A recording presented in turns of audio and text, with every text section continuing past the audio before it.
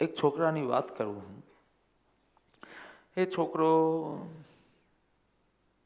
સ્કૂલમાં જ ગયો, પણ ભણવામાં બહુ ઢબુ, બુદ્ધિ એની બહુ મંદ, યાદશક્તિ તો એની એકદમ કાચા પાપડ જેવી. તમને સમજાય? કાચા પાપડ જેવી. પાપડને જોઈ લેજો ઘરે એટલે ખબર પડશે. એટલી બધી એની બુદ્ધિ મંદ, એની સ્મરણ શક્તિ, ટીચર કાંઈ પણ ભણાવે એને કશું યાદ ના રહે, રસ બી ન પડે, એકદમ નિરાશ થઈ જાય, એટલો બધો ગભરાટ. પેલા પિયરમાંથી પાછું સાસરે જવાનું હોય, નવું નવું હોય ત્યારે, અને પાછું જવાનું હોય ત્યારે જે ગભરાટ હોય ને, એટલી ગભરાટ એને સ્કૂલમાં જવાથી થાય. ધીમે ધીમે આગળ પહોંચ્યા, હાઈસ્કૂલમાં પહોંચ્યા, કોલેજમાં પહોંચ્યા. કંઈ રસ પડે નહીં, કારણ કે કંઈ સમજાય નહીં, સમજાય તે યાદ ન રહે. નિરાશા નિરાશા નિરાશા, ગભરાટ, ઇન્ફિયોરિટી કોમ્પ્લેક્સ પણ રહે. એમાં એકવાર ટીચરે પૂછ્યું કે ભાઈ કોને અબ્રોડ ભણવા માટે જવું છે? એને હાથ ઊંચો કર્યો. Not that he was fond of education or he wanted some higher education, એવું નહીં, પણ he wanted to run away from here.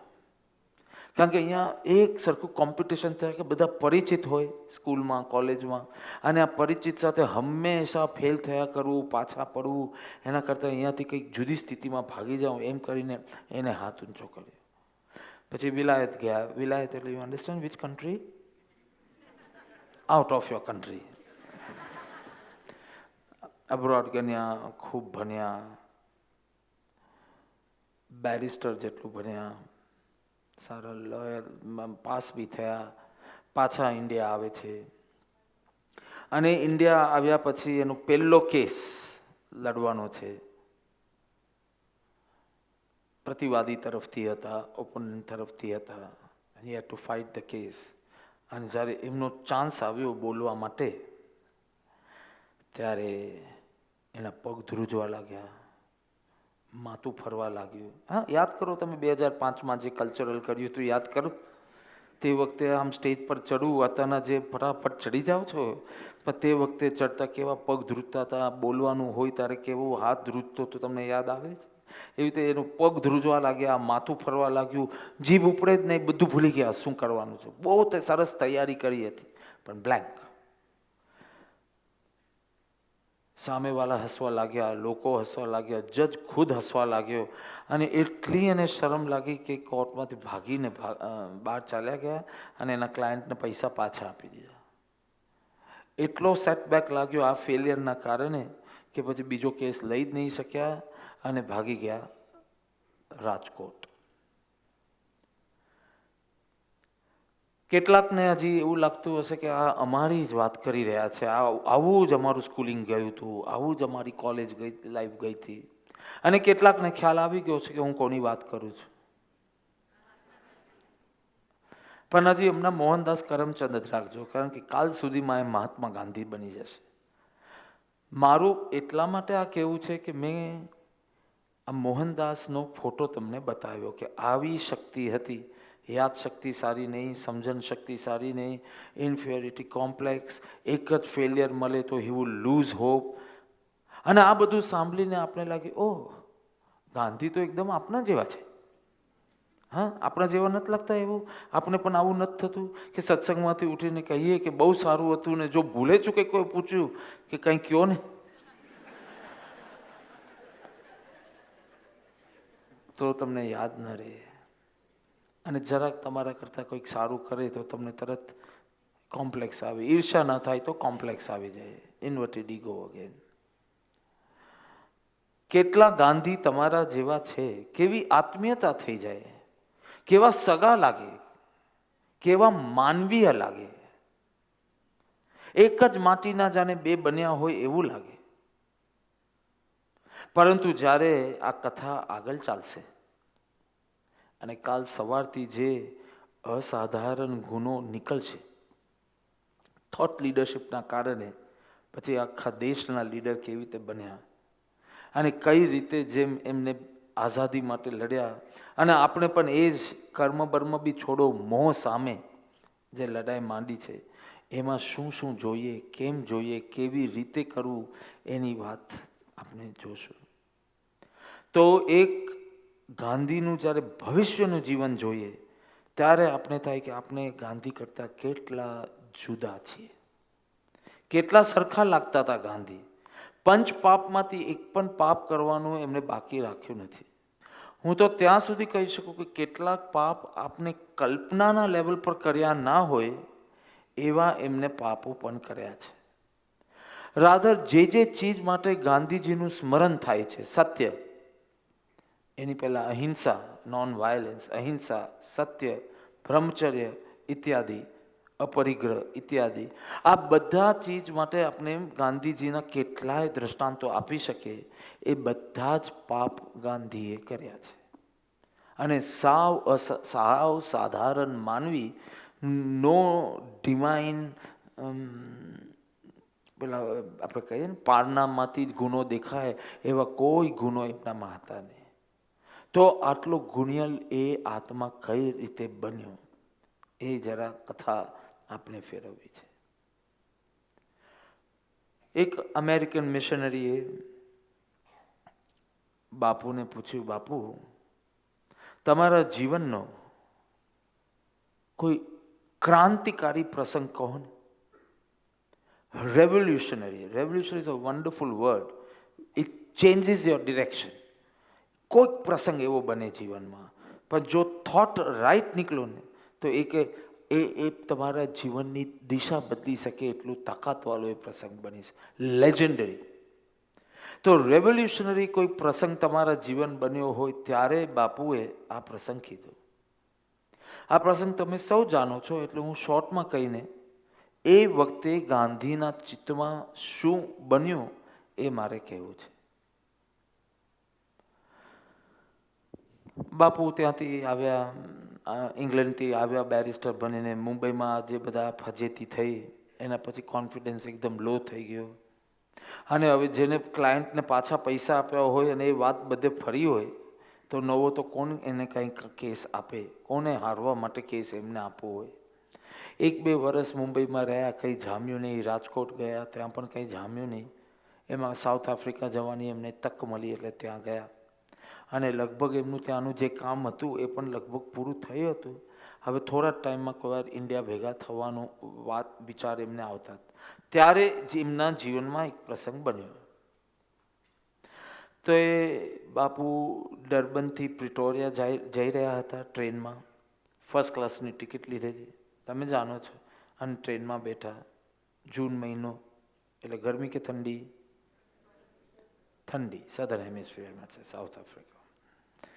ઠંડીનો સમય હતો અને ડર્બનથી પ્રિટોરિયા જઈ રહ્યા હતા. ફર્સ્ટ ક્લાસની ટિકિટ હતી. રાતના 9 વાગે એક સ્ટેશન આવ્યું, પીટર્સ મેરિટ્સબર્ગ નામનું સ્ટેશન આવ્યું. અને ત્યાં એક ગોરો ચડ્યો ડબ્બામાં. He was not comfortable with this fellow. એને ટીસીને બોલાવીને કીધું કે આને અહીંયાથી હટાવો. ટીસીએ કીધું તમે બીજા ડબ્બામાં જાઓ. બાપુએ કીધું, ગાંધીએ કીધું કે મારી પાસે ફર્સ્ટ ક્લાસની ટિકિટ છે, હું કંઈ ખોટું કરતો નથી અને હું અહીંયાથી ખસવાનો નથી.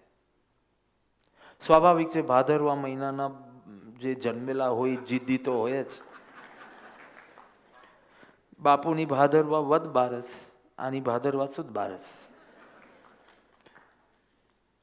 એટલે જિદ્દી તો રહેવાના જ કે હું ખોટું નથી કરતો અને હું ખોટું થવા પણ નહીં દઉં. આ સ્પિરિટ. ચલો એ જીદ બી નહીં કહો, એક અહંકાર જ કહો, સમજો. બાપુને કોઈ શીખાયું હશે શાન સ્વીકાર કરવાનું ને એવું બધું, કોઈ સ્વીકાર્યું નહીં. અને કોઈ કીધું નહોતું એ જ સારું થયું, ને તો પછી આ ભારત આઝાદ બી ના થાત. તો પહેલાં એ 3-4 જણને બોલાવીને એમને સ્ટેશન પર ધક્કો મારીને ફેંકીને ઉતારે છે. હજી શું બન્યું એ ખબર પડે એની પહેલાં ટ્રેન તો ચાલવા લાગી. ટ્રેન તો ગઈ અને ગાંધી સ્ટેશન પર પડ્યા છે. ઠંડી છે, રાતના 9 વાગ્યા છે અને ઘોર અન્યાય છે અને ઘોર અપમાન છે. હવે 2 ઓપ્શન્સ ખુલે છે.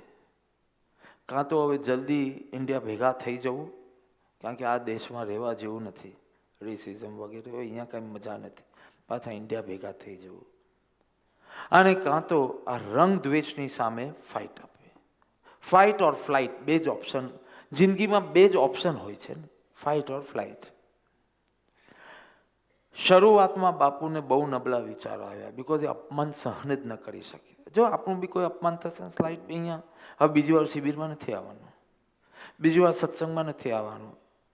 જેનો આત્મા હજી જાગ્યો નહીં હોય ને તેને આવા નબળા વિચારો આવશે. તો એવી રીતે જ બાપુને આવ્યા, પરંતુ નેક્સ્ટ ટ્રેન સવારના આવવાની હતી, પ્રિટોરિયા જવાની. એટલે આખી રાત એમને ત્યાંના વેઇટિંગ રૂમમાં કાઢવાની હતી.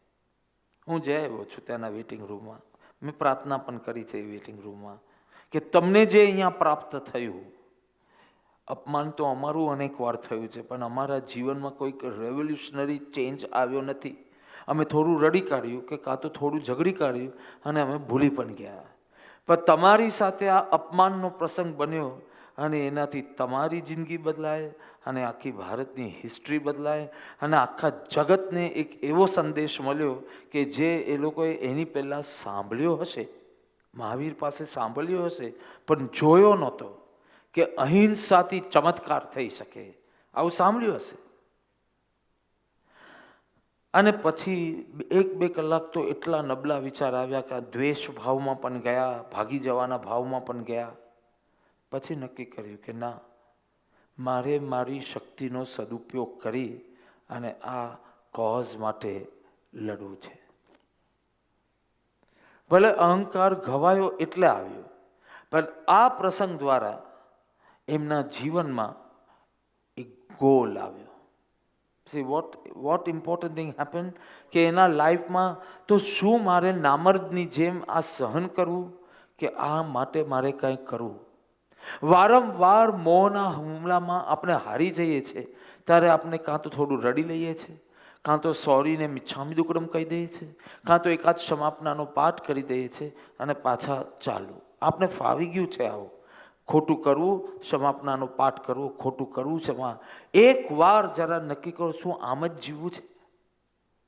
અને હમણાં તમારે તમારી ઓટોબાયોગ્રાફી લખવી હોય, મને લાગે 1.5 પાનાની બી નહીં થાય તમારી, કારણ કે એવું કંઈ કર્યું જ નથી જીવનનું.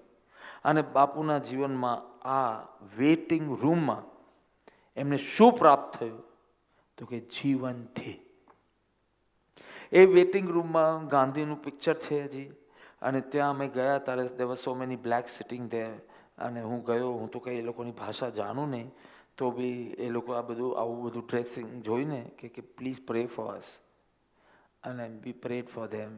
એ સ્ટેશન પર જ્યાં એમને ફેંક્યા એ જગ્યાએ પણ કંઈક સ્મારક બનાવ્યું છે અને ત્યાં પણ અમે પ્રાર્થના કરી કે આવું અમારું જીવન ધ્યેય અને જીવન સમર્પણ હવે પલ પલ સમર્પિત કરો, surrender it to the cause.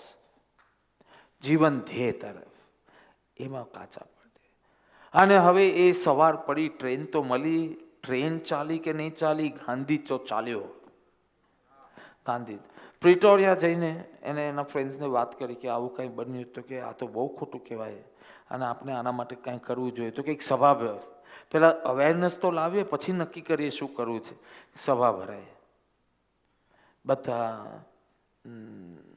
Hindu, મુસ્લિમ, પારસી, ખ્રિસ્તી, ગુજરાતી, પંજાબી, સિંધી, કચ્છી, સુરતી બધા ભેગા થયા અને આવું વાત શરૂ થઈ અને ગાંધી ઉઠ્યા. ખાસ એવી કોઈ તૈયારી કરી નહોતી પ્રવચનની, પણ બોલવાનું જે શરૂ કર્યું એવો જુસ્સો, બધાએ અંતે ઊભા થયા અને એમને તાલીઓથી બનાવ્યા.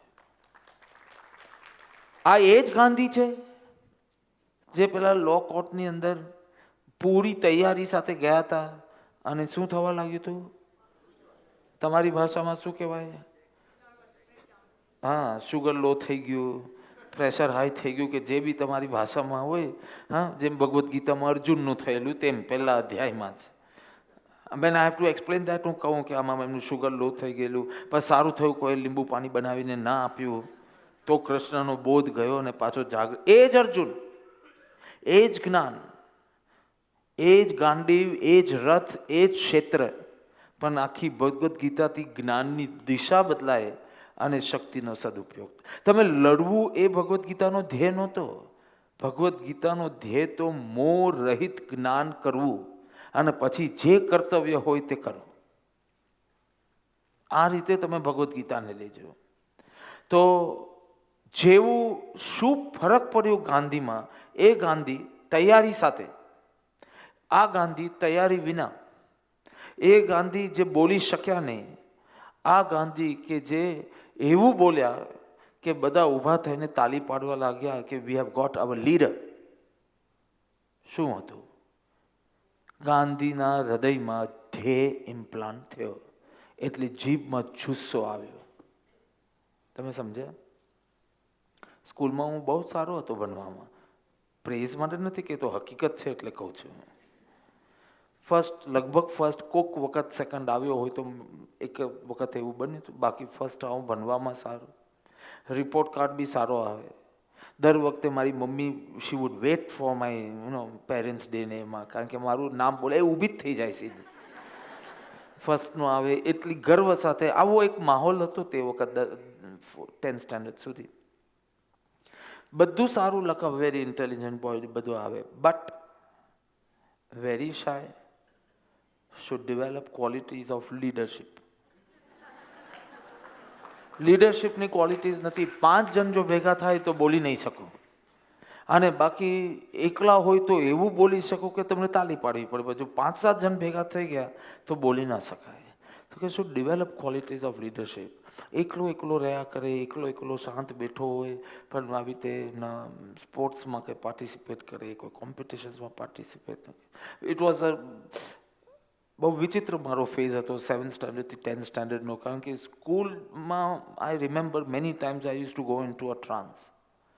એટલે રિસેસમાં બધા છોકરાઓ બહાર રમવા જાય અને હું આંખ બંધ કરીને બેસું, એવી સ્થિતિ થતી. And so many things use to happen which I never use to understand. Should develop qualities of leadership. પણ મેં કોઈ પબ્લિક સ્પીકિંગ વગેરે કર્યું નથી. જીવનમાં એવું કોઈ ધ્યેય જ નહોતો, તો એ શક્તિ બી કેવી રીતે ખુલશે? પછી એક ધ્યેય આવ્યો કે પ્રભુની વાણી, પ્રભુના વચન જન સુધી, હૃદય સુધી પહોંચાડવા છે. What a difference it will make to your life. You may B in a stone mode just now, but you can be a beautiful statue.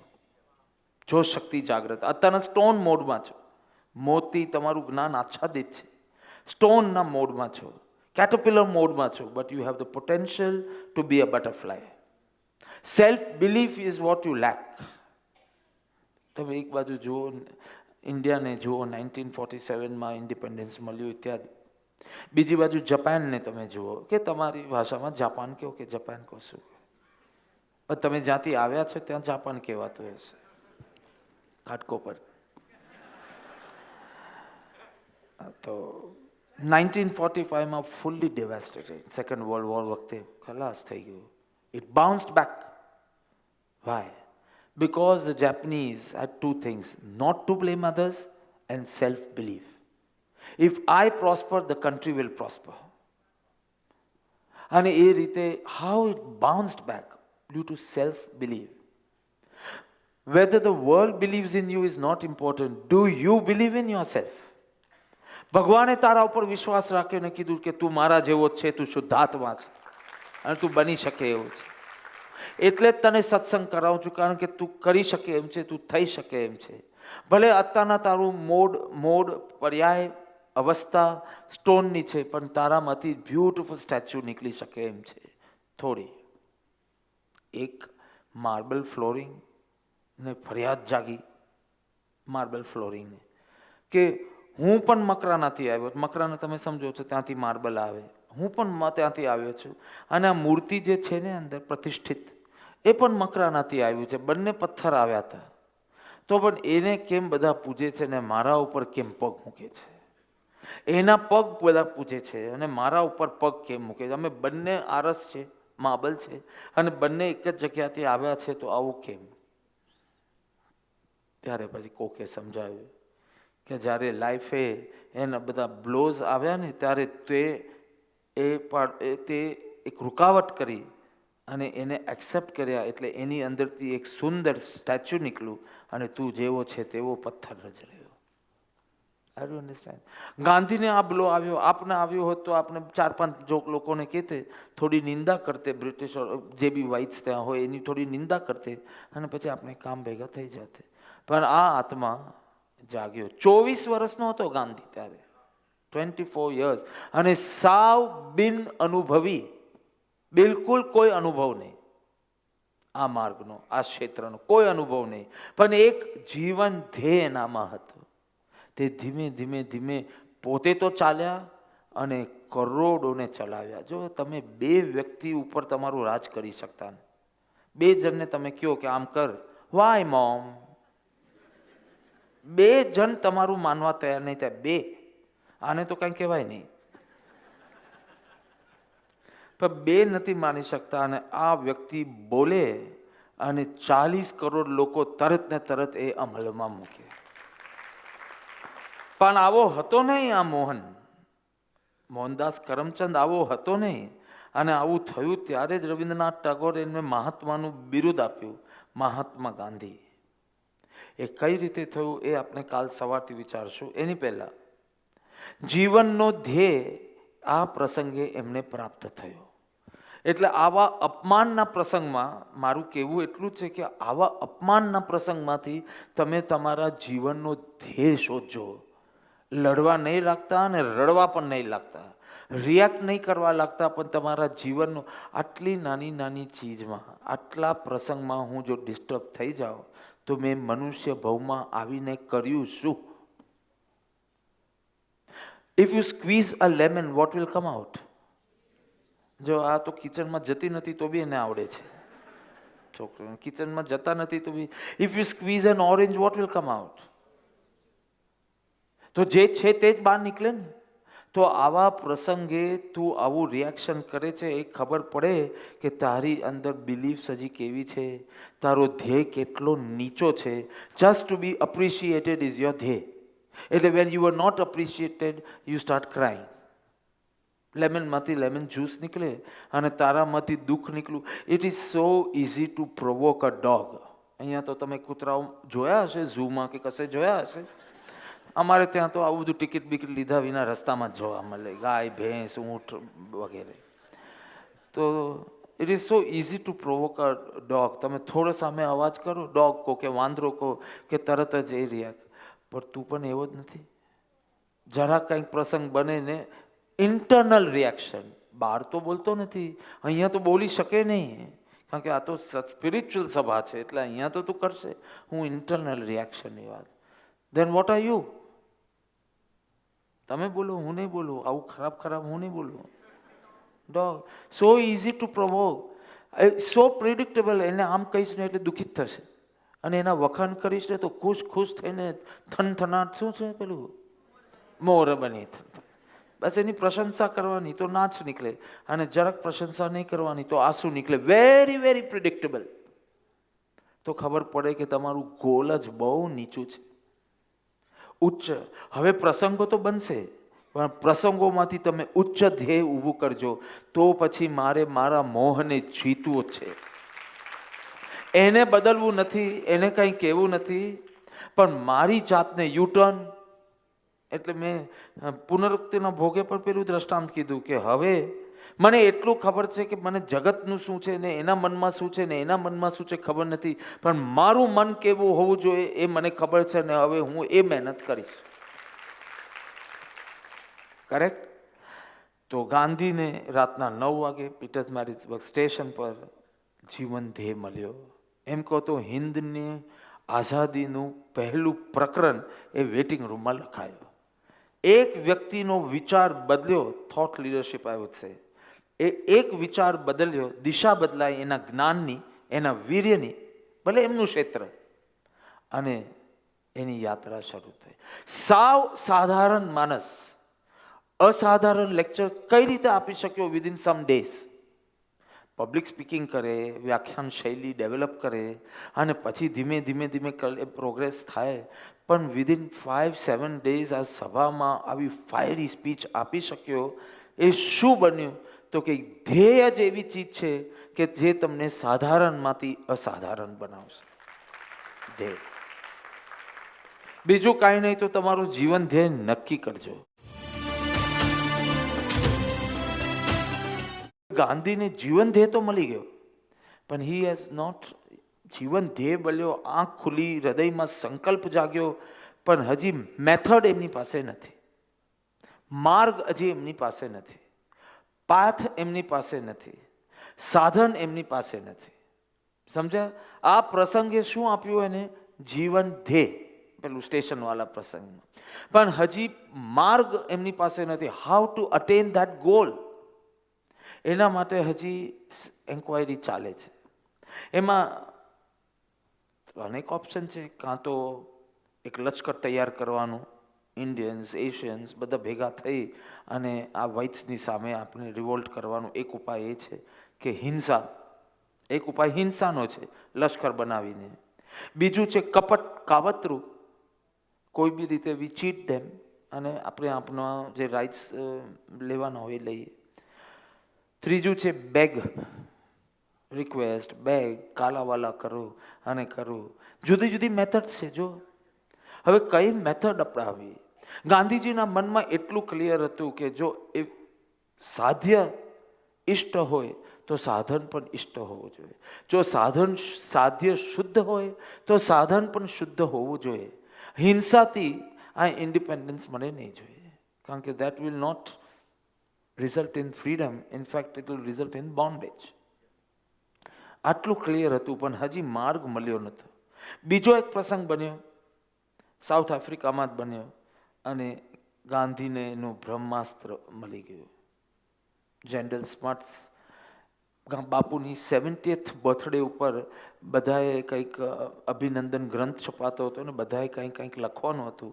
એમાં જનરલ સ્મટ્સે આ લખ્યું કે he was the officer in charge at that time in South Africa, જ્યારે બાપુ ત્યાં હતા ત્યારે, એ between 1893 and 1914.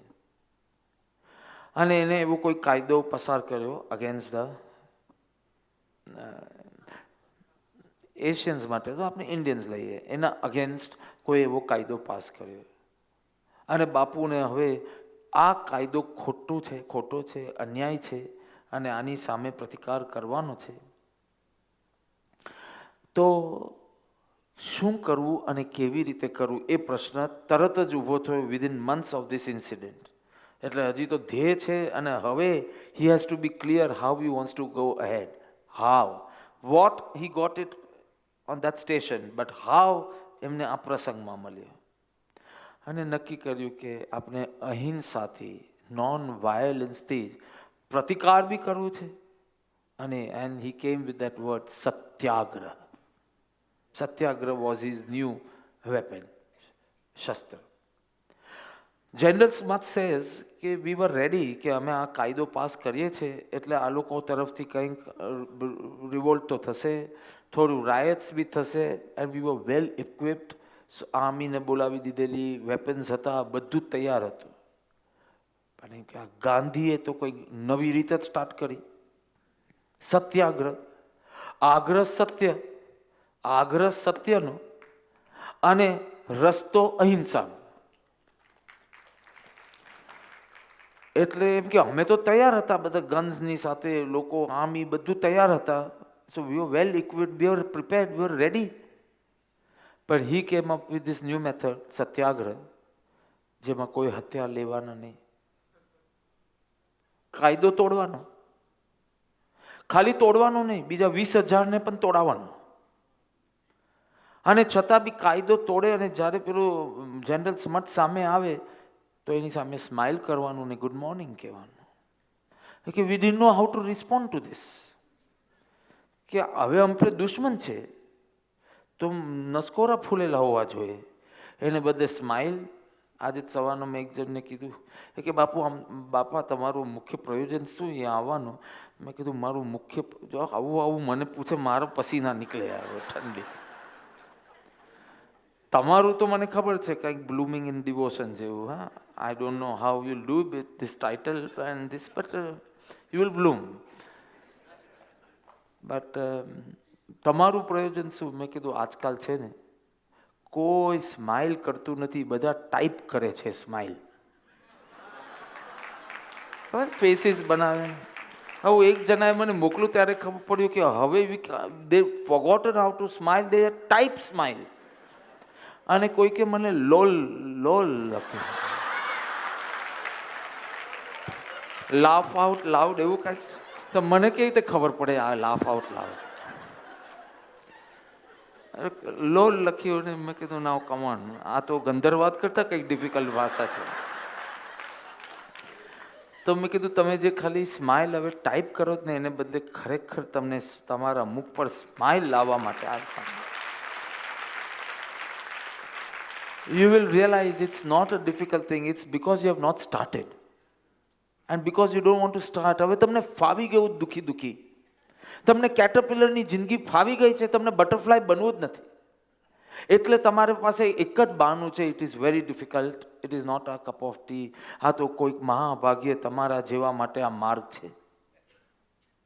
તો પછી હું અહીંયા આવતે નહીં. અમેરિકા ફરવા માટે એક જ વાર ઇનફ છે, 12મી વખત ના આવે કોઈ. આવે કોઈ? તમારું સ્ટેચ્યુ ઓફ લિબર્ટી જો કોઈ આવે 11 તમે જોયું છે 11 વાર? તો હું જોવા આવું? આ જ ભ્રમ કાઢવા માટે, બસ આટલું જ. It is difficult. આટલું જો હું થોડું પણ ભૂસી શકું ને તો મારો શ્રમ બધો સાર્થક. તો હમણાં બહુ હેક્ટિક સ્કેડ્યુલ હતું, યુ નો, લંડનમાં બી બહુ હતું, બધાથી મેન્ચેસ્ટર, બર્મિંગહામ બધું કરતો કરતો આવ્યો, અને પછી એમાં એન્ટવર્પ ને એમ્સ્ટરડેમ ને એ બધું કરીને અહીંયા આવ્યો. રાતના 1:30 વાગે તો હજી અપોઇન્ટમેન્ટ આપતો, અને 2-2:30 વાગે સૂતો હતો, you know. So someone asked me, flight પર જ કોઈ મને પૂછ્યું, doesn't this schedule tire you? કીધું નો, ઇટ એનર્જાઇઝિસ મી. સત્સંગ કરવાથી આ લાભ તમને થાય કે ન થાય તો સેકન્ડરી છે. એટલે મેં ત્યારે બી કીધેલું કે પેલો જે છાંટતો હોય ને અત્તર કે ગુલાબજલ છાંટે ને લગ્નમાં, બીજા ઉપર તો 2-3 ટીપા પડે, પણ પોતા ઉપર તો દરેક વખત 2-3 ટીપા પડે. એટલે એ તો પૂરો સુગંધી થઈ જાય. તમને જેટલું કહું છું એટલું જ જોરથી મારા આત્માને બી કહું છું. આ માર્ગમાં જ્યાં જેટલી નિર્મલતા હશે એટલી સ્થિરતા હશે. એટલે કોઈને એક વાર નિર્મલ થઈ જાય એટલે હવે સ્થિર એમ નથી. સતત નિર્મલ રહેવાનું, સતત સ્થિરતા અંતર્મુક્તા રહેશે. તો સત્સંગ, સો ઇટ એનર્જાઇઝિસ મી ઓલ્સો. એટલે હવે શરીરનું શરીર કામ કરે, પણ મારો આત્મા તો દરેક સત્સંગથી વધારે ને વધારે બલવાન થતો જાય છે.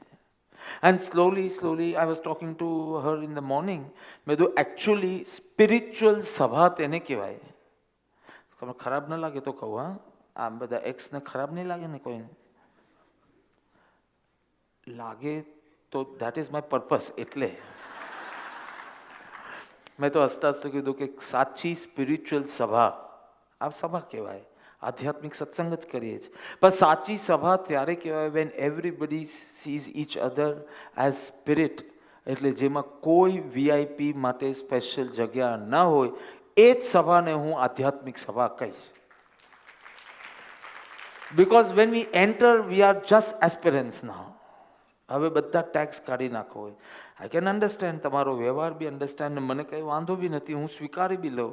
પણ હું તે જ સભાને આધ્યાત્મિક સભા કહીશ કે જેમાં બધા જ એકબીજાને આત્મા રૂપે જોઈ શકે, એના કોઈ પાસ્ટને જોયા વિના, એની પ્રેઝન્ટ પોઝિશન વિના. At least I can aspire for that, કે એક દિવસ એવી સભા હશે કે જે આવ્યો એને જે રીતે બેસવું હોય સાધકતાના કારણે, બીજી કોઈ ચીજ માટે. એટલીસ્ટ વી કેન એસ્પાયર કે બધે જ એવી જૈન સભાઓ થાય કે જેમાં એનું ધ્યેય જૈનત્વનું આટલું જ જોવામાં આવે, બીજું કાંઈ નહીં. સ્ટીલ મારું આવું કંઈક સત્યાગ્રહ નથી કે આવું જ અહીંયા હોવું જોઈએ. જે બી હોય તો આ જનરલ સમજ કે આઈ didn't no how two react. એક તો કાયદો તોડે અને 20,000ને સાથે કાયદો તોડાવે, એટલે ગુનેગાર તો છે, એટલે એને એરેસ્ટ તો કરવો જ પડે. પણ એરેસ્ટ કરું છું તો મારી સાથે સ્માઇલ કરે છે, હેન્ડશેક કરે છે. અને જ્યારે મેં એને જેલમાં મૂક્યો તો has so much free time, તો એને એક ચપ્પલ બનાવી અને ચપ્પલ પછી જનરલ સ્મથને ગિફ્ટ કરી કે I was free there, so I just thought of you and I just made this for you. પેલો કે શું કરું, થેન્ક યુ કહું, મારા દુશ્મનને થેન્ક યુ કહું? કે ફર્સ્ટ ટાઈમ એમની પાસે કોઈક એવી મેથડ હતી, એવું યુદ્ધ લડ્યા, એવું શસ્ત્ર હતું કે જેની સામે we were not prepared. One of wonderful compliment. અને આગળ તો સત્યાગ્રહની જુદી જુદી કથાઓ આવે, આપણી પાસે તો એટલો સમય બી નથી, પણ જ્યારે સોલ્ટ સત્યાગ્રહ ચાલ્યો હતો ત્યારે તો 4 ને બાપુ તો જેલમાં હતા ત્યારે, પણ સરોજીની નાયડુ અને એમના સન મનીલાલ ગાંધીને આ ઇન્ચાર્જ બનાવ્યા હતા, અને 4ની ટુકડીમાં બધા આવે, કંઈ જ કરવાનું નહીં, આ ખોટું છે એટલું જ મૌન, અને એને પેલા સાર્જન્ટ મારે, પડી જાય, બહેનો આવીને તરત જ પાટાપિંડી કરે, જરાક સરખા થઈ જાય પાછા ઊભા રહે, પાછા ખાય, મૌન સત્ય, જે સાક્ષી ભાવની આપણી ટ્રેનિંગ છે ને મૌનની સામે. અંતે અહિંસાને સામે હિંસા હાર્યું, આત્મબલની સામે બાહુબલ હાર્યું, અને પેલો સાર્જન્ટનો દાંડ્યો એ પડી ગયો એના હાથમાંથી.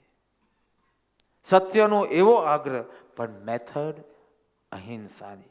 તો આ પ્રયોગથી જેવા he was arrested, he realise કે ધીસ મેથડ વર્ક્સ.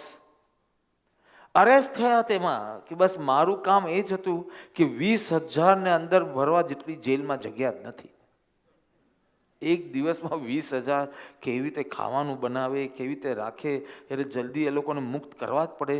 મુક્ત કરવા કરતાં he wanted to raise that voice, અને 20,000 જેલમાં ગયા, આખી દુનિયાને ખબર પડી ગઈ, આખી દુનિયાને, અને આત્મા જાગૃત કરવાનું કાર્ય થયું. He was so happy when he was arrested, and he realise કે this is the wonderful method, અને આનાથી સક્સેસ મળશે જ. તો એક તો જીવનમાં ધ્યેય જોઈતું હતું, એ મળી ગયું. બીજું, જીવનમાં માર્ગ, મેથડ, સાધન જોઈતું હતું, તે આ પ્રસંગે મળી ગયો કે હિંસા નહીં કરું, કપટ બી નહીં કરું, ને ભીખ પણ નહીં માંગવું. મારા હકનું છે, મારો અધિકાર છે, અને એ પ્રાપ્ત કરીને જ હું રહીશ.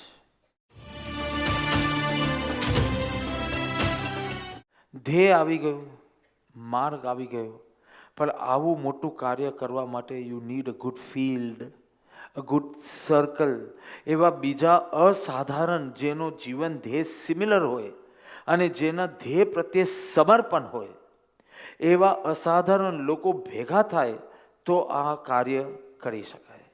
એક વ્યક્તિ ના કરી શકે, અનેક ભેગા થાય તો કરી શકે. અને ગાંધી ખાલી ભોમિયા નહોતા, એક નેતા હતા. ભોમિયાનું કામ શું છે? માર્ગદર્શન કરવું, માર્ગ બતાવી દેવું. તમને પૂછે કે ભાઈ આ રસ્તો ક્યાં છે, આ, એટલે તમે એનો રસ્તો દેખાડી દો, આ જગ્યા ક્યાં છે, તમે રસ્તો દેખાડી દો, એને ભોમિયો કહેવાય. નેતા એટલે જે તમારી સાથે ચાલે, તમારી આગળ ચાલે અને તમને સાથે લઈ જાય, એવા આ તો નેતા હતા, મેગ્નેટ હતા. હી વુડ અટ્રેક્ટ સિમિલર, અને મેની અસાધારણ ક્વોલિટીઝવાળા લોકો એમની સાથે જોડાયા. ઘણા છે, નહેરુ છે, સરદાર છે, કાકા સાહેબ છે, કેશવલાલ મશહૂરવાલા છે, નરહરી પરીખ છે, many. I just talk of 4. અને પછી કાલથી હાઉ ધીસ મુવમેન્ટ સ્ટાર્ટેડ, ને એમાં આંતરિક, મારે કોઈ હિસ્ટ્રીના ક્લાસ નથી લેવા, મારી ઇન્ડિયન હિસ્ટ્રી શીખવવા નથી આવવાનું, પણ કઈ રીતે આ લીડરશિપને યોગ્ય ગુણો, આત્માની કેળવણી કેવી રીતે થઈ, એ કાલ સવારથી વાત કરીશ. તો એવા લોકો એમની સાથે જોડાયા. બાપુ 1920માં ગોધરામાં હતા, કોઈ કન્વેન્શનમાં હતા, ત્યારે એક 20 વર્ષનો છોકરો, 20 વર્ષનો કોઈ છે અહીંયા? 20 યર્સનો કોઈ નથી? 1921 ઇઝ ઓલ્સો ફાઇન. યસ, હાથ ઊંચો કરો. આવો એક 20 વર્ષનો છોકરો બાપુ પાસે આવ્યો. બાપુ હજી 1914માં જ આવ્યા છે ઇન્ડિયા, અને 3 વર્ષ તો ભારત યાત્રા પર હતા, ધીમે ધીમે પોપ્યુલર થવા લાગ્યા છે. 1920ની આ વાત છે. He was not very popular at that time, પણ after 1919 he became quite popular, Jallianwala બાગના પ્રસંગ પછી.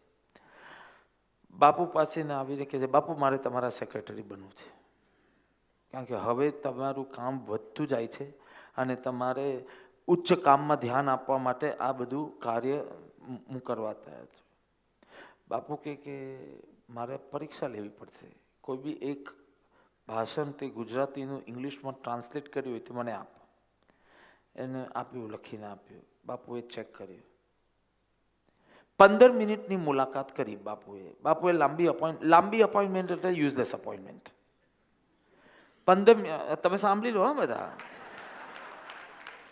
15 મિનિટથી ઓછી હોય તો જ કંઈ કામ કરી શકશો, 15 મિનિટથી વધારે હોય તો કશું નહીં થાય. કારણ કે જો કામ જેને કરવું હોય ને એને બહુ ટૂંકું ને ટચ ડિરેક્ટ. 15 મિનિટમાં બાપુએ એનું બાપુ ઝવેરી હતા, એટલે કોઈની અંદર કેવું પોટેન્શિયલ છે અને એ પોટેન્શિયલ કઈ રીતે બહાર કાઢી શકાય, કેટલું ધબકાર છે એની અંદર, 15 મિનિટમાં એને માપી લીધું. અને બાપુએ કીધું કે તમે મારી સાથે રહી શકો છો, તમે મારા સેક્રેટરી બની શકો. મહાદેવભાઈ ગોધરાવ એ તો ખુશ થઈ ગયા. 20 વર્ષની ઉંમરે બાપુના સેક્રેટરી કે બાપુ ક્યારથી કામે લાગુ? બાપુએ કીધું તમે કામે લાગી ચૂક્યા છો, તમે કીધું ને અને મેં હા પાડી ત્યારથી આ કામ સ્ટાર્ટ થઈ ગયું. તો કે બાપુ બસ હું ઘરે જઈ અને મારી વાઈફને, છોકરાને, મારા બ્રધરને બધાને કહીને આવ્યો. બાપુ કે હવે પાછા જવાનું નથી. તો કે સામાન ટૂથબ્રશ બી નથી લાવ્યો? તો કે મંગાવી દેજો પછી, હમણાં ચાલો મારી સાથે. એને પહેરેલા કપડે લઈ ગયા. કોઈ દીક્ષાની કંકોત્રી નહીં, કોઈ દીક્ષાના વરઘોડા નહીં. તમારું કામ. બાપુ પણ એવા ને મહાદેવ બી એવો. મહાદેવ બી કેવો તૈયાર. અને બાપુને થયું કે આ બધી ચીજ માટે તમને જો વિચારવાનો ટાઈમ આપ્યો ને, એટલા ટાઈમની અંદર મોહ ઘૂસી જશે અંદર. એટલે કોઈ શુભ સંકલ્પ આવે ને એટલે એનું ફર્સ્ટ સેકન્ડ એ જ હોવી જોઈએ. સંકલ્પની સ્થિતિ તે જ તમારી ફર્સ્ટ સેકન્ડ હોવી જોઈએ સંકલ્પને સાકાર કરવા તરફ. અને તૈયાર થઈ ગયા. એવી જ રીતે એક સ્વામી આનંદ કરીને આવ્યા. કેવા કેવા અસાધારણ શક્તિવાલા, કેવા અસાધારણ વ્યક્તિઓ બાપ, અને આવા જ વ્યક્તિઓ બાપુ પાસે ટકી શકે. બાપુ કેવા પરફેક્શનિસ્ટ હતા. લંડનવાળાએ તો એક મેન્ચેસ્ટર કે લંડનવાળાએ સરસ સ્કિટ કરી હતી કે એક વખત તો બાપુ મહાદેવભાઈ પાસે આવે કે મહાદેવ આપણે બે સાથે નહીં રહી શકીએ, આપણે બે સાથે નહીં રહી શકીએ. તો કે બાપુ શું થઈ ગયું? એને તો અપાર ભક્તિ બાપુ માટે. તો આપણે સાથે ના રહી શકીએ. કે કેમ? તો કે જો આ પોસ્ટ લેટર, તો કે આમાં શું ખોટું છે? એડ્રેસ છે, આ તે સ્ટેમ્પ જો એની સ્ટેમ્પ ઉલટી છે. એટલે કોઈ કે બાપુને કીધું બાપુ પણ આપણું પોસ્ટ ઓફિસ તો ચલાવે છે, સ્ટેમ્પ ઉલટી હોય તો બી સ્ટેમ્પ લાગેલી હોવી જોઈએ. એટલે પેલા કીધું વાત સાચી, પણ આ ચલાવી લેવાની વૃત્તિ બાપુને નથી ચાલતી ને. ખાલી સ્ટેમ્પ ઉલટી ચટકારી એમાં તો બાપુ કે આપણે સાથે જીવી નહીં શકીએ. આવાની સાથે જે જીવ્યા એવી કેટલા મહાન, હું એમ કહું છું. એટલે એ બધી વાત તો કાલે આવશે. પણ એવી રીતે એક સ્વામી આનંદ કરીને હતા, એને જોયું કે બાપુ 2 વીકલી ચલાવતા હતા, નવજીવન અને યંગ ઇન્ડિયા. તો બાપુને એટલું બધું કામ વધી ગયું હતું કે હવે આ બધું એડિટિંગ કરવું ને બધું કે એટલે એ આવે છે અમદાવાદ અને કહે છે બાપુ 6 મહિના સુધી આ કામ હું લઉં છું, તમે તમારા બીજા પેન્ડિંગ કામ પૂરા કરી દો ને તો તમારી તબિયત ઉપર અસર થશે અને હું આ સેવા કરીશ. બાપુને એના ઉપર વિશ્વાસ હતો. બાપુ એને કામ આપ્યું. એટલી ધગસપૂર્વક કામ કરતા. ખાવા પીવા માટે પણ ટાઈમ વેસ્ટ કરે નહીં. જમણા હાથમાં પેન હોય, ડાબા હાથમાં કેળા હોય, અને કેળા ખાય આવી રીતે ડાબા હાથથી જ ખાઈ લે અને કામ ચાલુ રાખે. આમ ઉઠીને ડાઇનિંગ ટેબલ પર જાય એવા લોકો તો ગાંધી સાથે જીવી જ ના શકે. અને એમની જ્યાં ખુરશી હતી ને કામ કરવાની, ત્યાં પથારી હોય. બહુ થાકી જાય ને આમ તૂટી જાય ત્યારે આમ થોડીક વાર ત્યાં આટલો ટાઈમ બી વેસ્ટ ના કરે. દિવસો સુધી સ્નાન કરવા ના મળે તો બી એટલે કાંઈ ડિસ્કમ્ફર્ટ ફીલ ન થાય. કામ પૂરું થાય તો નાવા જવાનું. વચમાં આ બધી ચીજ કાંઈક આવી ના જોઈએ. એવી બાપુ માટે કામ કરવાની નિષ્ઠા, એન્થ્યુઝિયાઝમ જુઓ, ડિટર્મિનેશન જુઓ, જીવન. અને આ બધા કેટલા યંગ પાછા. હવે થયું એવું કે એક દિવસ બહુ નિષ્ઠાપૂર્વક કામ કરતા અને બાપુ પણ બહુ રાજી હતા એમના કામથી. બાપુ ઋષિકેશથી કાગળ લખે છે, તમે જે સેવા કરો છો એ બહુ સારી રીતે કરો છો, મને બહુ પસંદ છે અને હું આશા રાખું છું કે આવું જ તમે કરતા રહેશો. હવે પહેલાં સ્વામી આનંદને થાય છે કે મેં કોઈ ફરિયાદ કરી નથી, કોઈએ કંઈ ફરિયાદ કરી નથી, તો સડનલી બાપુનો પત્ર અને હું તમારા કામથી ખુશ છું અને તમે આવું કામ કરતા રહેશો. હી ડી નોટ અન્ડરસ્ટેન્ડ કે કેમ આવું મોકલ્યું. બસ 4 જ લાઈન, 5 લખે તો બાપુ નહીં, કામ પતી ગયું. વિચાર કરતાં કરતાં એની દ્રષ્ટિ કેલેન્ડર ઉપર જાય છે અને એને ખબર પડે છે કે આજે એક્ઝેક્ટ 6 મહિના પૂરા થયા.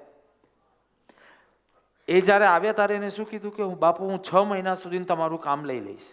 પછી કામ કરતાં કરતાં એ તો ભૂલી ગયા કે 6 મહિના થયા, પણ બાપુએ કીધું કે આનું કમિટમેન્ટ 6 મહિના સુધી જ હતું. એટલે 6 મહિના આજે પૂરું થયું કે એટલે આજે તો હવે એ કામને મારે એમને છૂટા કરવા જોઈએ. પણ એમને લખ્યું શું, અને હું આશા રાખું છું કે તમે આ કામ ચાલુ રાખશો. એટલે પછી એને તરત બાજુમાં કોઈ ઊભો હતો, સ્વામી આનંદ કે આ વાણીઓ બહુ ચતુર છે, અને એમ કે આ ડોસાએ મને પાછો બાંધી દીધો. કોન્ટ્રાક્ટ સાઇન કર્યા વિના પ્રેમથી બાંધી શકે, બહુ મહત્વની વાત છે. કોઈને વિષય માટે કંઈક કે ચાલો ભાઈ ક્લબમાં આવવું છે, પબમાં આવવું છે, અને તમે બાંધી શકો, પણ કોઈને સંયમના માર્ગે પ્રેરિત કરવા, આ ખુદ પોતે સંયમની મૂર્તિ હોય તો થઈ શકે. એવી રીતે જ એક કાકા સાહેબ કાલેલકરનો આ છોકરા હોય તો નામ નહીં સાંભળ્યું હોય, પણ મોટા હોય તો સાંભળ્યું હશે. બરોડામાં નોકરી કરતા હતા. બાપુ અમદાવાદના સાબરમતી આશ્રમમાં હતા. બાપુની બહુ વાત સાંભળી હતી. બાપુ સાથે ઘણા પત્ર વ્યવહાર થાય, પણ જેમ તમે લોકો કહો ને કે જોબમાંથી નીકળી શકાય એવું નથી. બાપુ તમારું આકર્ષણ તો બહુ છે, પણ નીકળી શકાય એવું નથી. એક વખત બાપુએ જ એના બોસને કાગળ લખ્યું કે તારો આ જે છે ને એ બહુ તેજસ્વી છે અને મારા કામનો છે, જો તું એને એમાંથી કામમાંથી મુક્ત કરે તો એ અહીંયા સેવા કરી શકે. પેલો બોસ બી કંઈ ગાંધી પ્રેમી હશે એટલે એને જવા દે છે, અને આવી ગયો ને સેવા કરતો હતો. બાપુને કોઈ કામ માટે ચંપારણ જવાનું થયું, એક જગ્યા છે ભારતમાં, અને કામ માટે જવાનું થયું. બાપુ ભલે ગયા હોય પણ હી મોનિટર્સ એવરીથિંગ. અને સાચા ગુરુની આ જ લાક્ષણિકતા છે કે શિષ્યને એક કે 2 વાક્યમાં કહી આપે કે બધું જ મેં તારું મોનિટર કર્યું છે. એ એકાદ પ્રૂફ આપી દે અને એને ખબર પડી જાય કે અહીંયા CCTVમાં બધું દેખાણું છે. તે બાપુને કોઈ કારણસર ત્યાં ખબર પડી. હવે જો બાપુ જ્યારે આશ્રમમાં ન હોય ત્યારે આશ્રમમાં બહુ ઓછું કામ હોય, અને ઓછું કામ હતું તો કાકા સાહેબને કંઈ 2 દિવસ પાછું બરોડામાં કંઈ કામ હતું, કંઈ બેંકનું હશે કે કંઈ બી એવું કામ હશે, પરચુરન કામ હતું. એને તો બાપુ હમણાં નથી એટલે કામ પણ અહીંયા ઓછું છે, તો 2 દિવસ. હવે બરોડા એટલે 2 કલાક દૂર, હવે કલાક લાગે છે, 2 કલાક નથી લાગતા. હવે અમારી પાસે બી તમારા જેવા રસ્તાઓ થઈ ગયા છે, 1 કલાકમાં પહોંચાય છે. પણ તે વખતે 2 કલાક લાગતા. ચાલો 2 કલાકમાં પહોંચાય, અને એક બે દિવસમાં તો પાછા આવી જવાના હતા બાપુ કાકા. એટલે એને આવું ઇન્ડિપેન્ડન્ટ ડિસિઝન લીધું કે હું જઈને બાપુ આવે એની પહેલાં કામ પતાવી દઉં. તે ન્યૂઝ પહોંચ્યા બાપુને. બાપુને ખબર પડી તો બાપુએ તરત એક લેટર લખ્યો, તમે આશ્રમ છોડીને જઈ શકો છો, કારણ કે 2 જવાબદારી એક વ્યક્તિ સંભાળી શકશે નહીં. મારી સેવા બી કરવી હોય ને વચમાં 2 દિવસ કામ કરી લેવું હોય, પોતાનું 2 ચીજ તમે કરી શકશો નહીં. એના કરતાં તમે નીકળી જવું હોય તો નીકળી જાઓ. પણ આ પણ કાકા સાહેબ હતા ને, નો એક્સક્યુઝ, નો એક્સપ્લેનેશન. કોઈ પણ દિવસ બાપુને કોઈ ખુલાસો ગમે નહીં. You have to do it, you have to do it. એક ભાઈ હતા ફૂલચંદ શાસ્ત્રી કરીને, જરા રાજકોટ જાઉં છું કામ માટે. એટલે બાપુએ કીધું ક્યારે આવશે, તો કે શનિવાર સાંજે અથવા રવિવાર સવારના આવી જઈશ. આમ ફૂલચંદ શાસ્ત્રીનું કંઈ કામ હતું નહીં આશ્રમમાં ખાસ કહી. બાપુ કીધું આવો જવાબ મને નહીં ચાલે, કાં તો શનિવાર બોલ કાં તો રવિવાર બોલ. રવિવાર બી મને વાંધો નથી, પણ શનિ કે રવિ નહીં ચાલે. તારા મોહને અંદર પેસવા માટે કોઈ ઢીલા જવાબ નહીં જોઈએ. Say either Saturday or Sunday. I don't mind if you say Sunday also. કામ હોય તો ભલે સન્ડે. હવે આવું જુલાબ આપે તો તમે શું બોલો? સેટરડે બોલો કે સન્ડે? સેટરડે. તો કે બાપુ સેટરડે સન્ના આવી જઈશ. પછી જે બાપુએ કીધું સાંભળો, બાપુ કીધું વેરી ગુડ. કાં તો Saturday evening you are in the ashram, અને કાં તો ટેલિગ્રામ છે કે you have left your mortal body. કાં તો ફૂલચંદભાઈ મરી ગયા છે એના સમાચાર આવશે, કાં તો ફૂલચંદભાઈ આવશે. I don't want any excuse to come here. એટલે રવિવારે આવું ને પછી કેમ શનિવાર ના આવી શક્યા? નો એક્સક્યુઝ. આવો હતો. કારણ કે એને પાછું ગાઈડન્સ લીધેલું આની પાસે. એટલે સારું પણ મૂડ્સ પ્રમાણે ન ચાલે. ધ્યેયને પકડીને તારું ચાલવું જોઈએ. ભલે 5 વાર પડે તો વાંધો નહીં, પણ તારું મૂડ ન હોવો જોઈએ સારું કરવાનું. તારું જીવનનો ધ્યેય છે and you are measuring your growth every day. પછી તો ધીમે ધીમે એવરી આવર કહીશ કે દર કલાકે તું આગળ વધ્યો કે નહીં તારા ધ્યેય તરફ, નહીં તો તને જીવવાનો અધિકાર નથી. આવું કંઈક સમર્પણ જો હોય સમ્યક દર્શન માટે તો ચોક્કસ તમને સમ્યક દર્શન થાય. તો કાકા સાહેબને આ ખુલાસો લખી શકતે કે બાપુ બહુ અર્જન્ટ કામ હતું કે આમ હતું કે તેમ હતું, જે બી નો ખુલાસો એ કે નહીં. ખુલાસો આપીને પોતાની વાત કરીને પછી બાપુ કે ઓકે એ નહીં. બાપુને પસંદ ના પડ્યું ને એટલે મેં ખોટું કર્યું. ત્યાંને ત્યાં એને લેટર તો લખ્યો, માફી માંગી અને કે બાપુ મારી ભૂલ થઈ, નો એક્સક્યુઝ. હજી દુનિયાને ખબર નથી કે બરોડા શું કામ માટે ગયા હતા. દુનિયાને ખબર જ નથી. કોઈ વાર અર્જન્ટ હશે, કોઈ વાર ઇમ્પોર્ટન્ટ હશે, નો વન નોઝ. બાપુ સોરી, મેં માફી માંગી. બાપુ હું વ્રત લઉં છું, 5 વર્ષ હું આશ્રમની બહાર પગ નહીં મૂકું. આશ્રમ નાનો છે કે બહુ મોટો આશ્રમ નથી સાબરમતીનો. I have been there many times. 5 આવો સમર્પણ વાળો 5 વર્ષ હું આશ્રમની બહાર વોક માટે બી જતા નહીં. આશ્રમમાં જ વોક કરે, આશ્રમમાં જ રહે. અને જેવું આ મળ્યું એટલે બાપુ ખુશ. બાપુને આવું જ કંઈક જોઈએ કે તમે ભૂલ કરો અને વધારે ઊંચે જાઓ, ભૂલ કરો અને ઊંચે જાઓ.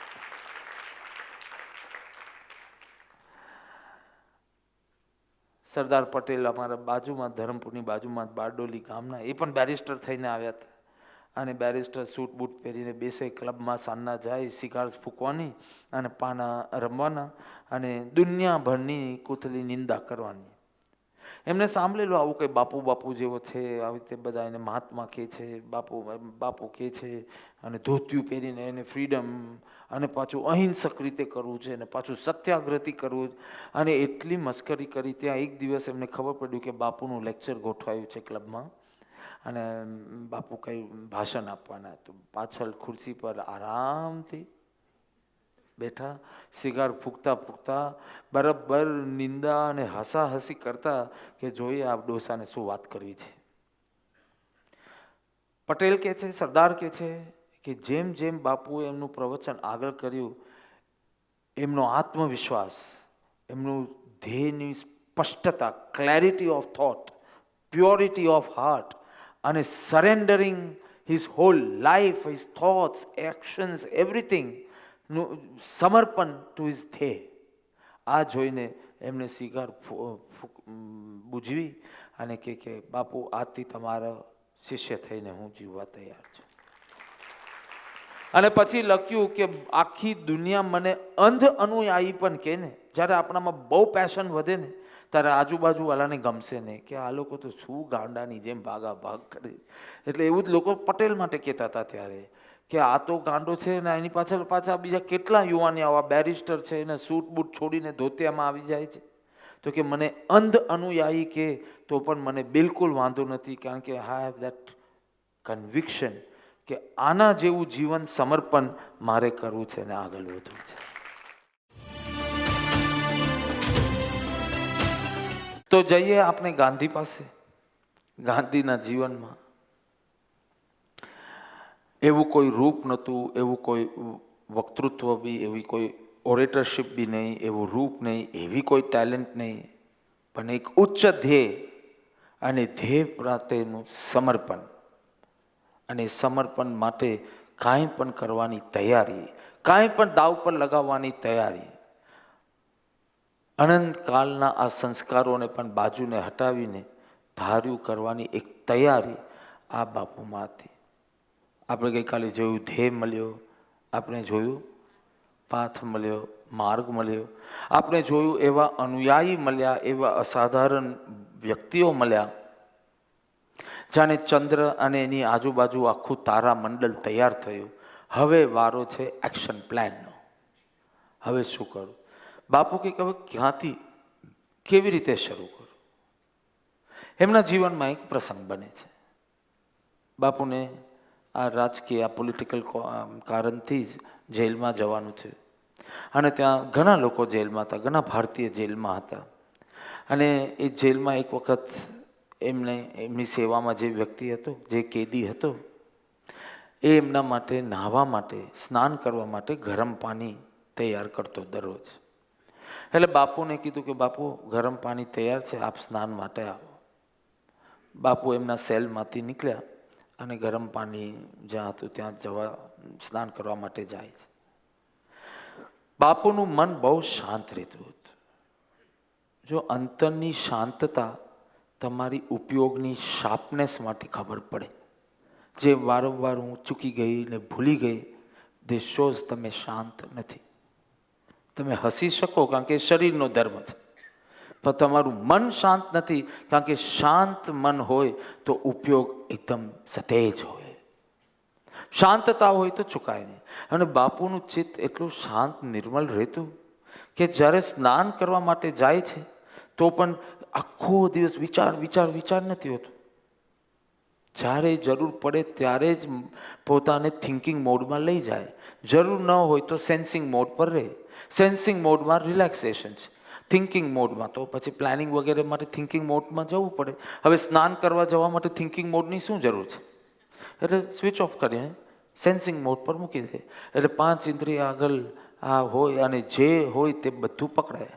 તો when he was going from his cell towards the place where he had to have his bath, ગરમ પાણી મુકાયું, તો ત્યાં રસ્તામાં જોઈએ છે કે જે સગડી ઉપર પેલા કેદીએ પાણી ગરમ કર્યું હતું, એ પછી તપેલું તો લઈ લીધું અને બાલડીમાં નાખ્યું એ પાણી, પણ હજી સગડીમાં જે સળગતા કોલસા છે એને એમને શાંત કર્યા નહોતા, ઠાર્યા નહોતા. એટલે બાપુએ તરત પેલાને બોલાવ્યો. તમને તો ખબર બી ન પડે, સીધા નાહી લો, નાહીને પાછા બીજા કામે ગૂંથાઈ જાઓ, એટલા થિંકિંગ મોડમાં રહે છે. પણ જે સેન્સિંગ મોડમાં હોય એ જરૂર ન હોય ત્યારે બિલકુલ વિચારોના મન સક્રિય નથી રહેતું, બુદ્ધિ સક્રિય નથી રહેતી, શાંત. તો કે આ કોલસા હવે જરૂર નથી, આ અંગારા, તો એને શાંત ઠાર્યા કેમ નહીં? એટલે પેલા કીધું, બાપુ એમાં આપણું શું જાય છે, સરકારના કોલસા બળે છે. તે વખતે બ્રિટિશ સરકાર હતી. તો કે બળે તો બી શું, જેમ આપણે અહીંયા આવ્યા હોય, રૂમમાં લાઇટ બાઇટ હોય તો આપણે ત્યાં ભલે ને, આપણે તો પૈસા ભર્યા છે ને, ભલે લાઇટ બિલ તો એ લોકોનું જશે. આવી મેન્ટાલિટી થઈ ગઈ. એટલે બાપુ ચોંક્યા અને બાપુએ તરત કીધું, સોરી, આ વાત ખોટી છે, કોલસા મારા દેશના છે, બ્રિટિશ સરકારના નથી, દેશના છે, દેશ મારો છે. એટલે પણ બાપુને એ વાત ત્યારે ખ્યાલમાં આવી ગઈ કે 200 વર્ષથી આ બ્રિટિશ શાસનમાં હોવાના કારણે લોકો આળસુ, અનુત્સાહી બની ગયા છે, નિષ્ક્રિય બની ગયા છે. કારણ કે હંમેશા બીજા માટે કામ કરવાનું હોય ને ત્યાં 100% પછી અપાતું નથી. પોતાનું કામ ગણો ને તો 100% અપાય છે. તમારી ગાયનું દૂધ જો બીજાને ત્યાં જવાનું હોય ને તો થોડું પાણી નાખવામાં કંઈ વાંધો નથી, પણ તમારા દીકરાને જો દૂધ પીવાનું હોય તો તમને બરાબર જોઈએ છે. તો કે આ બધા કામ તો કરે છે, પણ દે નો ધ સબકોન્શિયસ થિંક, પણ આ બધાનો ફાયદો તો બ્રિટિશરોને થવાનું છે. આપણે આમ 9 કલાક અપ્રમત્ત મહેનત કરીએ તો બી એનો ફાયદો તો બ્રિટિશ સરકારને થવાનો. એટલે ધીમે ધીમે આળસુ, અનુત્સાહી, ઉદાસીન થઈ ગયા છે. અને તેથી બાપુને ખ્યાલ આવ્યો કે મારે 2 કામ કરવાના છે. એક તો આઝાદી માટે અંગ્રેજોને બહાર કાઢવા દેશમાંથી, એક, અને બીજું સ્વરાજ માટે આપણા લોકોને તૈયાર કરવા. હજી એ લોકો પણ તૈયાર નથી. આ જ મેન્ટાલિટી જો રહેશે ને ઇન્ડિપેન્ડન્સ પછી, તો દેશનો ઉદ્ધાર નહીં થાય. કોઈ પક્ષી હોય પાંજરામાં હોય અને એના પગને બાંધ્યા હોય, એટલે ત્યાં એ કેદ અનુભવતો હોય, તો માત્ર એ પગનું બંધન તોડવાથી ઉડી શકશે નહીં, એને એના પાંખ ઉપર પણ વિશ્વાસ હોવો જોઈએ તો જ ઉડી શકશે. એટલે માત્ર બ્રિટિશરોના જવાથી કંઈ ખરા અર્થમાં ઇન્ડિપેન્ડન્સ મળવાનું નથી. મારે જનતાને તૈયાર કરવી પડશે, લોકોને સ્વરાજ માટે તૈયાર કરવા પડશે. એટલે ડ્યુઅલ કાર્ય કરવાનું છે. એક, લોકોને ઇન્ડિપેન્ડન્સ માટે તૈયાર કરવા, અને બીજું બ્રિટિશ સરકારને ભારતથી બહાર કાઢવી અને આ જેહાદ ચલાવવી. અને આ જેહાદ ચલાવવામાં how did he educate the country? It's an interesting story. Jawaharlal Nehru કહેતા હતા કે બાપુ એક અસાધારણ શિક્ષક છે. બાપુએ જેવું નક્કી કર્યું કે અહિંસા, સત્યાગ્રહ આ બધા પાઠ શીખવવાના છે. હવે ક્યાં ક્યાં કેટલી ટ્રીપો કરે, કેટલા પ્રવચનો કરે, કરોડો લોકો છે, બધાને સ્વરાજ માટે તૈયાર કરવાના છે. અને બે અનોખી શૈલીથી તો પ્રચાર તો કરવો જ પડશે. અને પ્રચારની પદ્ધતિ તે વખતે ક્યાં આ બધું SMS ને આ બધું હતું. હા, ફોનના ઠેકાના નહોતા એમ કહો ને. તો કઈ રીતે આ મેસેજ બધાને પહોંચાડવો, આ ક્વેશ્ચન. તો બાપુ એક અસાધારણ શિક્ષક એ કારણે હતા, એમને સંકલ્પ કર્યો કે હું હવે એક રાષ્ટ્રીય શાળા ખોલું છું. રાષ્ટ્રીય શાળા એટલે આખું રાષ્ટ્ર, આખી કન્ટ્રી એ શાળા રહેશે અને એમાં સામૂહિક કેળવણી થશે. નો ઇન્ડિવિજ્યુઅલ કાઉન્સેલિંગ, સામૂહિક કાઉન્સેલિંગ થશે. અને એ રીતે જ લોકોએ પાઠ શીખવા પડશે. ઇન્ડિવિજ્યુઅલ કરતાં તો બીજા 100 વર્ષ લાગી જાય ઇન્ડિપેન્ડન્સને.